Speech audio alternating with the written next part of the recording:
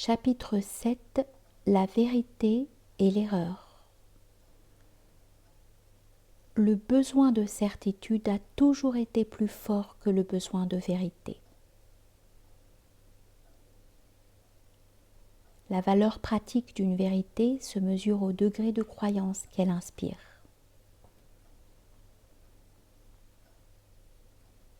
Les apparences de certitude exercent sur les âmes autant d'action que les véritables certitudes.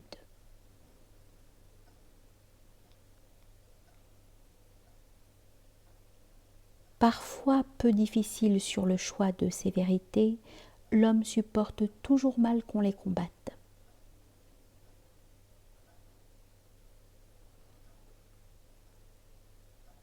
La logique affective et la logique mystique ne servent pas à découvrir des réalités, mais à cacher celles qu'on redoute.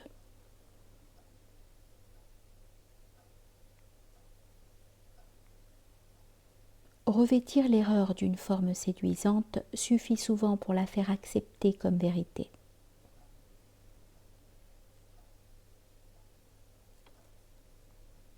Les vérités formulées mettent parfois longtemps à se transformer en vérité acceptée.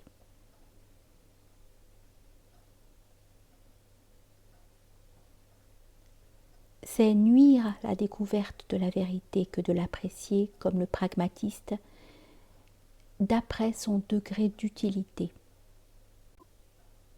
La vérité n'est ni une entité, ni une commodité, ni une utilité, mais une nécessité.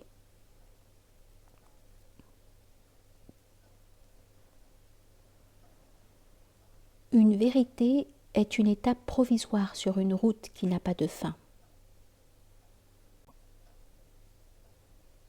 Il y a des vérités absolues dans le temps, mais non dans l'éternité.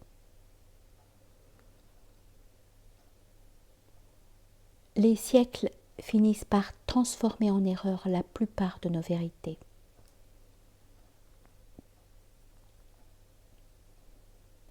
Les vérités changent d'aspect suivant les mentalités qui les reçoivent.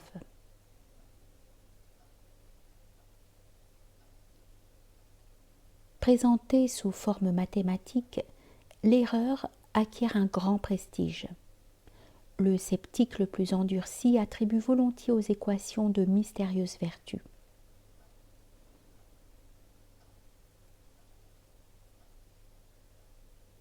Beaucoup d'hommes se passent facilement de vérité.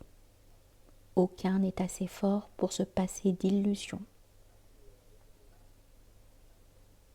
Une illusion tenue pour vraie agit comme une réalité. Perdre une illusion n'est pas toujours acquérir une certitude.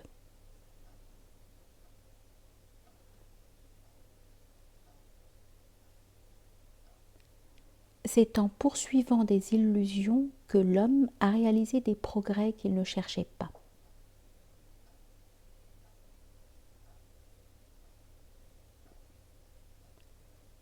En devenant collective, une illusion individuelle acquiert la force d'une vérité.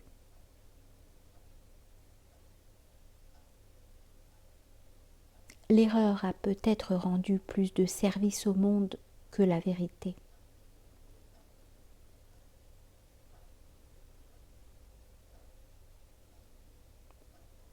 La valeur attribuée à une doctrine dépend beaucoup moins de la justesse de cette doctrine que du prestige possédé par celui qui l'énonce.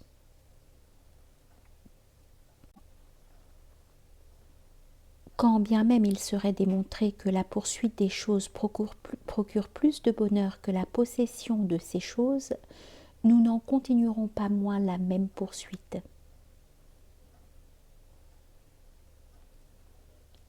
On apporte rarement à la recherche de la vérité la même énergie qu'à la défense de l'erreur.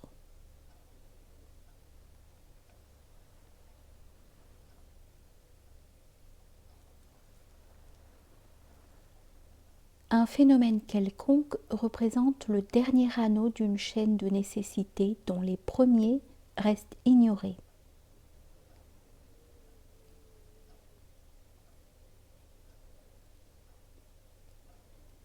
une vérité trop claire cesse bientôt d'être une vérité féconde.